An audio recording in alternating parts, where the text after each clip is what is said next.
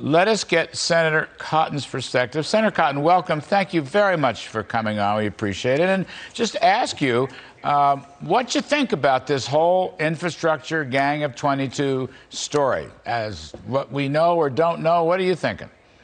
Well, Larry, what we've learned today is that the goalposts have indeed been moving. It's like when college kids tear them down after a big upset and carry them outside the stadium. They've moved so far.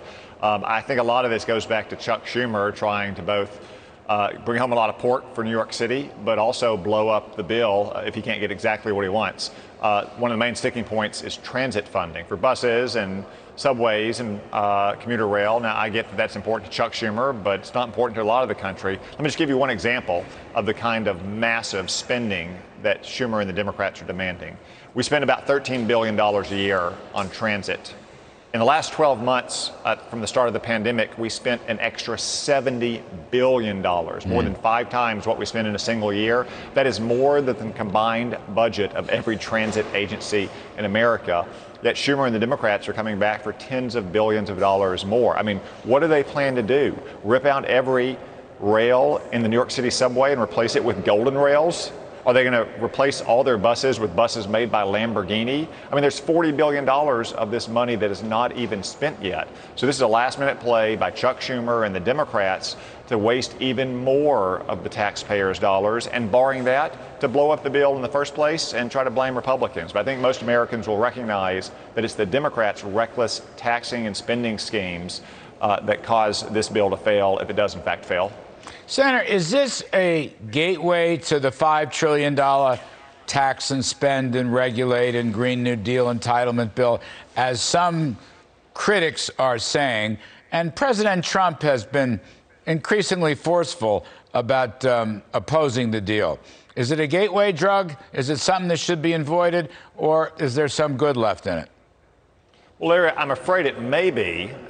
Joe Biden tipped his hand last month when he came out and celebrated with Republicans and Democrats alike that they had a deal. And then 2 hours later, he said that he would veto the deal, which is the quickest backtrack or flip-flop I've seen in my time in Washington. Nancy Pelosi reiterated the same point last week. She said that she wouldn't even bring up a bipartisan infrastructure bill that had passed the Senate for a vote until the Senate passes her $3.5 trillion reckless taxing and spending scheme. If that's her position, I can tell you that it's not going to get a lot of Republican votes, and it's going to put a lot of vulnerable Democrats in Congress at risk as well. I mean, that's right. She said yesterday on one of the news shows exactly that. It's actually more than linking the two. She's just saying they're not going to vote on infrastructure until the Senate votes on some sort of reconciliation package for the entire $5 trillion. But we don't have a package yet, and I don't know when such a package would be done. So, I mean, I'd get sort of pissed off at that, actually. Excuse my language. Well, Larry, a lot of senators and congressmen are frustrated as well. We have an infrastructure bill with no legislative tax, and we have a $3.5 trillion spending blowout with no bill either. And look, this is the wrong time to be spending trillions of more dollars that we don't have.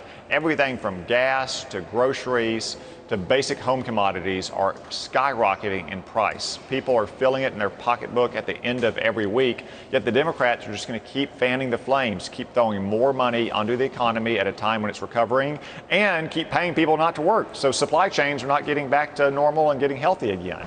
It's the Democrats that are responsible for these skyrocketing prices, and these bills are only going to contribute even more.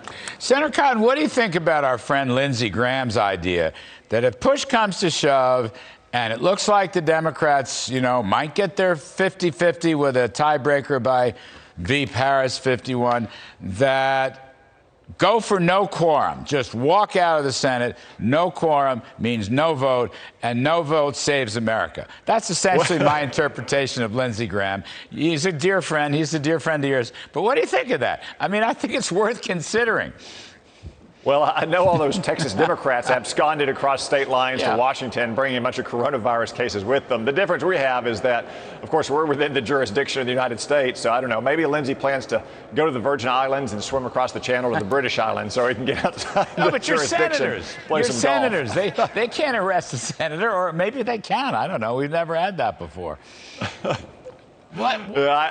I think the better course of action will be for us to battle this out in the court of public opinion. Look, it's already unpopular to pay people not to work, to give welfare checks to people without even making an effort to work or get job training, and to raise taxes.